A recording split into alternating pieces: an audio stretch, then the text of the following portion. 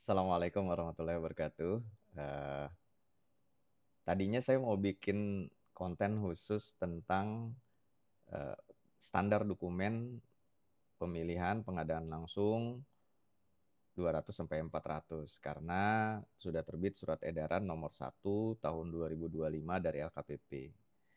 Tapi komentar ini dari Bang Sony ya, yang mengatakan sudah kan tinggal perubahan metodenya saja, kan tinggal HPS yang tadinya 200 jadi 400. Itu juga sering saya dengar dari teman-teman yang lain gitu. Seolah-olah perubahan dari 200 ke 400 itu hanya persoalan HPS saja.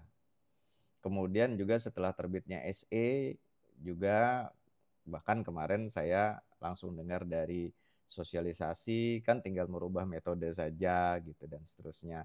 Silahkan gunakan SE karena SE sudah menyegaskan bahwa itu bisa dilakukan melalui hanya dengan merubah dari RUP 200 sampai 400 yang nilai paketnya 200 sampai 400 di sirup tadinya tender dirubah saja menjadi pengadaan langsung.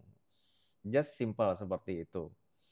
Tapi setelah dibahas lebih lanjut gitu ya, ternyata beliau juga tidak aware tadinya bahwa perubahan 200 sampai 400 itu juga ada yang diatur lainnya gitu ya. 200 sampai 400 itu juga merubah terkait jaminan pelaksanaan. Dan itu tidak diatur di dalam SE. Bagaimana tentang karena menggunakan jaminan pelaksanaan ini tidak hanya tentang jaminan pelaksanaan itu apa, kemudian di atas 200 harus jaminan pelaksanaan, kapan kita meminta jaminan pelaksanaannya, kemudian jaminan pelaksanaan itu dibutuhkan dokumen apa, itu yang harus kita juga perhatikan dalam proses penyesuaian pengadaan langsung yang tadinya 200 menjadi 400. Nah, ini yang harus kita perhatikan aspek-aspek lainnya. Jadi tidak segampang apa yang kita bayangkan gitu ya.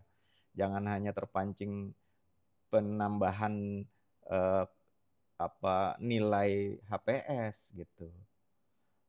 Dengan adanya kenaikan dari 200 sampai 400 dalam dokumen pemilihan atau pengadaan langsung juga harus disesuaikan terkait dengan jaminan pelaksanaan. Nah, ditambahkan jaminan pelaksanaan juga akan menyebabkan perubahan pada klausula di dalam format surat perintah kerja yang tadinya tidak memuat klausula jaminan pelaksanaan. Kemudian kita akan tambahkan di dalam SSKK-nya atau SSUK-nya, di dalam SPK gitu. Kemudian juga di dalam SSKK juga ada penyesuaian-penyesuaian. Nah, termasuk juga di dalam IKP dokumen pemilihannya. Pengadaan langsung di IKP itu ada beberapa hal yang harus ditambahkan. Misalkan penyedia yang dipilih apabila nilai paketnya di atas 200 sampai 400 wajib mendapatkan surat SPPBJ yang di dalam SPPBJ itu mencantumkan klausula bahwa SPPBJ ini adalah syarat untuk menerbitkan jaminan pelaksanaan.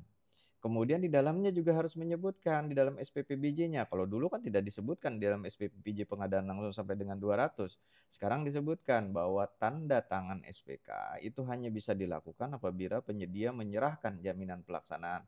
Itu harus tertuang di SPPBJ karena kalau tidak maka penerbit jaminan tidak mau menerbitkan jaminan kalau dengan hanya SPPBJ yang seperti awal gitu. Jadi itu juga harus disesuaikan. Kemudian juga ada klausula pembayaran terkait jaminan pelaksanaan, bahwa jaminan pelaksanaan itu akan apabila terjadi pemutusan kontrak harus dicairkan gitu dan seterusnya.